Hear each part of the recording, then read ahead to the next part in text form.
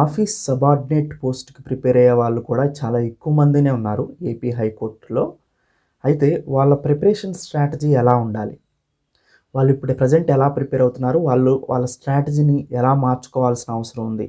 నాకు సంబంధించి నాకు తోచినటువంటి కొన్ని ఇంపార్టెంట్ పాయింట్స్ నేను చెప్తానండి. ఎందుకంటే నేను ఎక్కువగా చూస్తూ ఉన్నాను కాబట్టి ప్రిపేర్ అయ్యేటప్పుడు.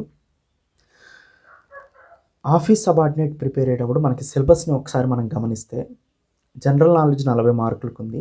ఇంగ్లీష్ 10 మార్కులకుంది. అండ్ ఇంకొక 30 మార్కులు జనరల్ మెంటల్ ఎబిలిటీ ఉంది.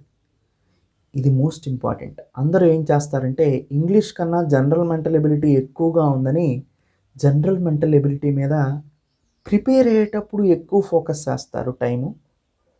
అండ్ ఎగ్జామ్ రాసేటప్పుడు కూడా దీన్ని ఎక్కువ ఫోకస్ చేస్తారు. ఈ 2 మిస్టేక్సే. ఎందుకంటే జనరల్ మెంటల్ ఎబిలిటీ ఎక్కువ టైం తీసుకుంటుందండి మీరు ప్రిపేర్ అవ్వటానికి.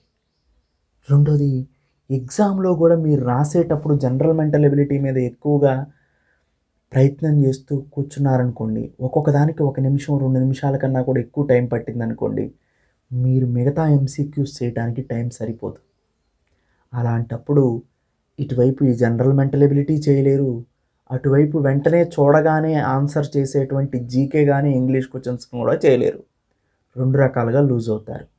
ఎప్పుడైనా ప్రిపేర్ అయ్యేటప్పుడు మీరు ఎగ్జామ్ రాసేటప్పుడు కానీ, ప్రిపేర్ అయ్యేటప్పుడు కానీ జనరల్ మెంటల్ ఎబిలిటీ మీద చాలా సున్నితంగా వెళ్ళాలి మీరు.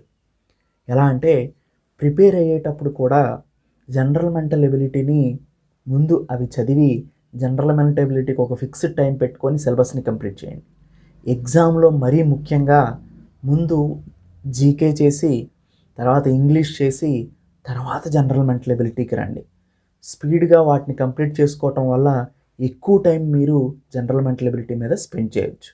సో జనరల్ మెంటల్ ఎబిలిటీనే సోల్ అండ్ హోల్గా తీసుకుంటే మాత్రం అది మీకు డిజాస్టర్ అవుతుంది. ఇంతకుముందు గ్రూప్ 2లో కూడా ఇది నేను గమనించాను. స్టూడెంట్స్ అందరూ కూడా జనరల్ మెంటల్ ఎబిలిటీ మీద ఎక్కువ ఫోకస్ చేయటం వల్ల జనరల్ స్టడీస్ మీద కాన్సన్ట్రేషన్ తగ్గి తక్కువ చదివారు. అండ్ ఎగ్జామ్లో కూడా దీని మీద ఎక్కువ కాన్సన్ట్రేషన్ చేయటం వల్ల అక్కడ వీటి మీదే టైం ఎక్కువ సరిపోయి వాటిని ఎంసీక్యూస్ చేయలేకపోయారు.